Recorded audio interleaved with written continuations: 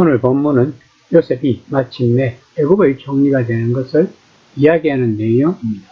즉 바로는 애굽의 살이 달려있는 중요한 꿈 해몽으로 인하여 요셉을 극찬하면서 그를 자기 다음가는 애굽의 최고 통치권자로 세운 것입니다. 이로써 요셉은 자신의 꿈대로 존귀한 자가 되었으며 야곱 가족을 애굽으로 이주시키기 위한 하나님의 모든 준비는 끝난 것입니다. 이는 요셉이 종으로 애굽에 팔려온 지 13년 만의 일이었습니다.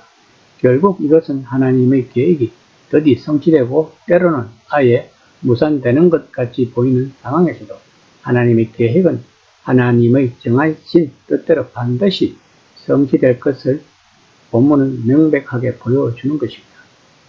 요셉 당시의 애굽은 신권적 절대 왕권의 사회였다고 합니다. 즉 바로는 신적 권위를 지닌 최고 통치자였고 국정 전반을 지휘했으며 고위 관료는 왕의 권한을 위임받아 실무를 총괄했다고 합니다.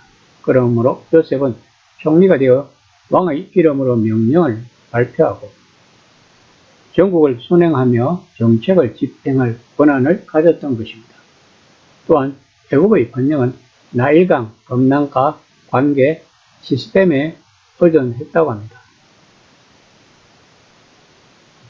흉년이 연속되면 잉여 생산이 크게 늘어났고 국가는 이를 구조적으로 흡수 저장했습니다.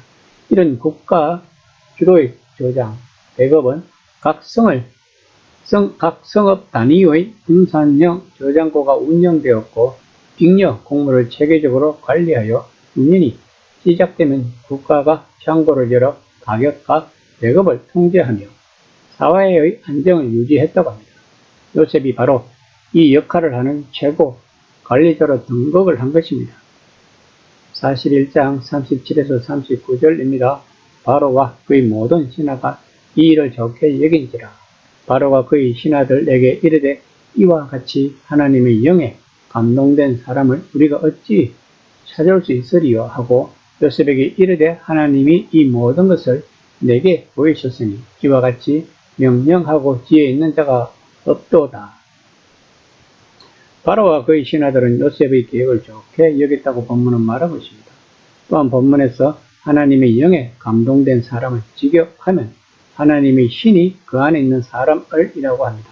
그리고 바로가 말하고 있는 하나님의 신, 즉 하나님의 영은 여호와 하나님의 영인 성령이 아닙니다. 왜냐하면 바로는 다신론자였으므로 요셉이 고백하는 엘로힘 하나님도 많은 신들 중에 하나라고 생각해서 그리기 때문입니다. 이는 요셉이 바로에게 하나님에 대해 말할 때는 정관사 하를 엘로힘 앞에 붙여 바로가 생각하고 있던 다른 신들과 구별하였음에도 불구하고 바로는 요셉에게 지혜를 주신 분이 여호와 하나님이시라는 사실을 그때까지도 깨닫지 못하고 그냥 신 엘로힘이라고 생각하고 있다는 것입니다. 따라서 바로가 말하고 있는 하나님의 신이란 아직까지도 초자연적인 통찰력이나 탁월한 지혜를 줄 수 있는 어떤 영적 존재란 의미일 뿐입니다. 그러나 바로는 요셉의 해몽과 기근에 대한 방책을 듣고 난 후 요셉의 지혜와 능력이 요셉이 믿는 신으로부터 비롯되었다는 것과 또한 그 신이 요셉과 늘 함께한다는 사실을 명확히 알게 되었다고 본문은 말하고 있는 것입니다. 그러나 바로와 그 신하들은 유일하신 그 하나님 하 엘로힘과 그들이 있다고 믿고 섬기는 신 엘로힘을 구별하지 못하고 있는 것입니다. 이처럼 하나님은 이미 사람들이 자연 만물 속에서 하나님을 깨달을 수 있도록 해놓으셨던 것입니다. 그럼에도 불구하고 사람들은 유일하신 절대자 그 하나님을 인정하지 않고 경배와 대상을 오히려 우상으로 바꾸었다고 바울은 로마서 1장 9절에서 23절까지 말하고 있습니다. 41장 40에서 41절입니다. 너는 내 집을 다스리라. 내 백성이 다 너희 명령에 복종하리니 내가 너보다 높은 것은 내 왕자뿐이니라. 바로가 또 요셉에게 이르되 내가 너를 애굽 온 땅의 총리가 되게 하노라 하고 본문에서 너는 내 집을 다스리라를 직역하면 너는 나의 집 위에 있으라 라고 합니다. 그런데 본문에서 집이라고 번역된 에터는 문맥상 실권을 가진 애굽의 내각을 의미합니다. 이는 7년의 풍년기간 동안 남은 모든 곡식을 모아서 그 뒤에 닥칠 흉년을 대비할 수 있게 하기 위한 실제적인 권한을 요셉에게 부여한 것입니다. 한편 본문은 요셉이 애굽으로 팔려온 이후 새 집을 거쳐 온 것을 묘사하였습니다.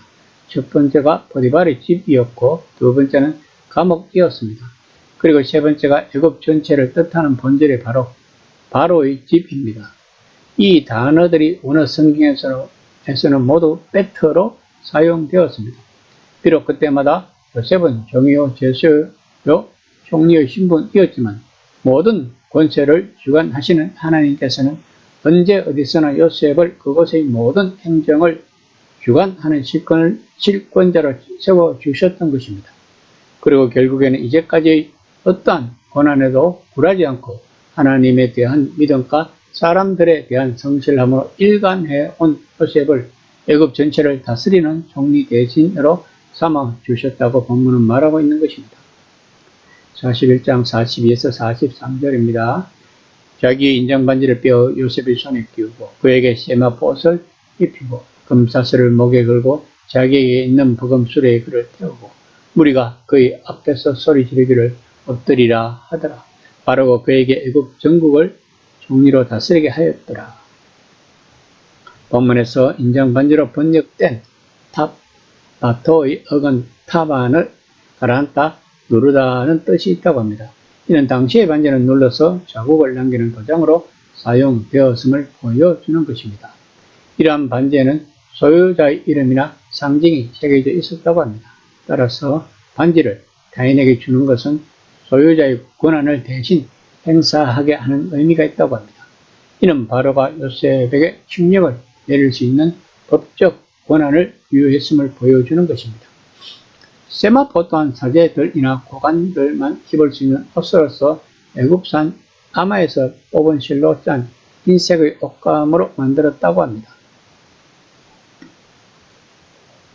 요셉을 세마포 옷으로 갈아입힌 것은 요셉이 제수의 신분에서 애굽의 총리 대신으로 그 신분이 변화되었음을 나타내 주기 위함이었습니다. 또한 금목걸이를 걸어준 것은 바로가 요셉에게 직접 고귀한 명예와 근세를 부여하였음을 보여주기 위한 것입니다. 한편 본문에서 버금 수레에 그를 태우고를 직역하면 그리고 그가 그 두 번째 병거에 의해 타게 하였다라고 합니다. 즉 바로는 요셉을 부지휘관의 병거에 태움으로써 요셉이 애굽의 제2인자라는 사실을 애굽의 모든 사람에게 알렸다고 본문은 말하고 있는 것입니다. 성경에서 요셉은 그의 인생 중에 두 번 탈것에 올랐다고 묘사되고 있습니다. 첫 번째 올랐던 것은 요셉의 나이 17세 때로서 애굽에 종으로 팔려올 때 미디안 상인들의 탈것이었고 두 번째 올랐던 것은 본문에 나오는 왕의 다한가는 권세를 상징하는 버금 수레였습니다. 본문은 애굽에 종으로 팔려온 요셉을 애굽의 총리까지 올라오도록 하신 하나님의 놀라운 섭리를 독자들에게 보여주고자 하는 것입니다. 41장 44에서 45절입니다.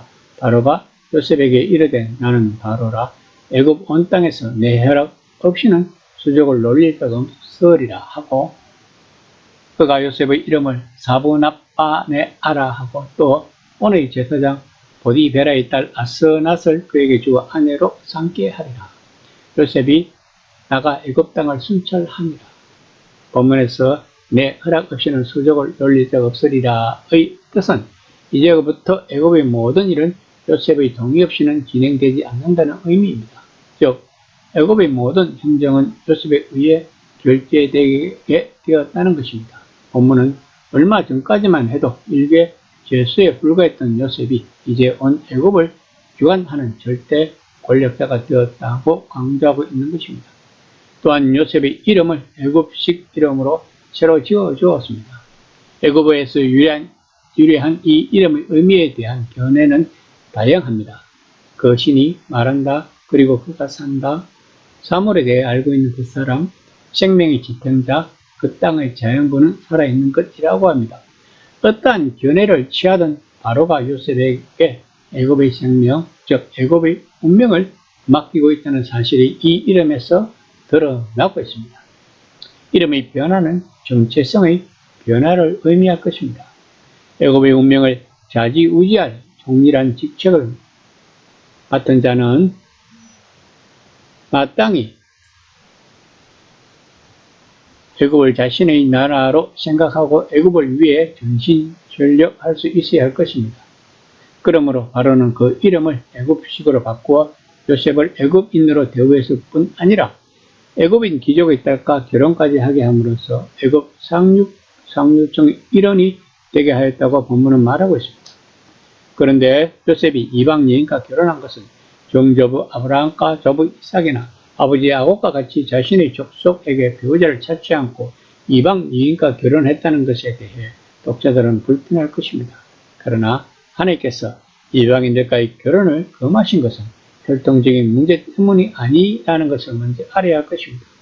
하나님을 인정하지 않는 이방인들이 이스라엘 공동체에 들어와서 그들이 섬기던 우상을 이스라엘 자손들에게 섬기게 할 것을 염려하셨기 때문입니다. 그러므로 본문에서 요셉이 이방 여인인 아스낙과의 결혼은 요셉의 사역이 일방 속에서 진행됨을 보여주는 것으로 해석하는 것이 적절할 것입니다. 이처럼 본문은 아브라함에게 약속된 너로 말미암아 모든 민족이 복을 얻을 것이 요셉을 통해 역사 속에 가시화되고 있다고 말하고 있는 것입니다. 이는 훗날 야곱의 가족이 애굽으로 내려와 그 큰 민족으로 성장하는 길이 여기서 열리고 있다고 말하는 것입니다. 즉 어떠한 고난의 굴곡도 하나님의 언약을 좌절시키지 못하고 하나님의 주권적 섭리가 요셉을 통해 보여주고 있다고 본문은 말하고 있는 것입니다.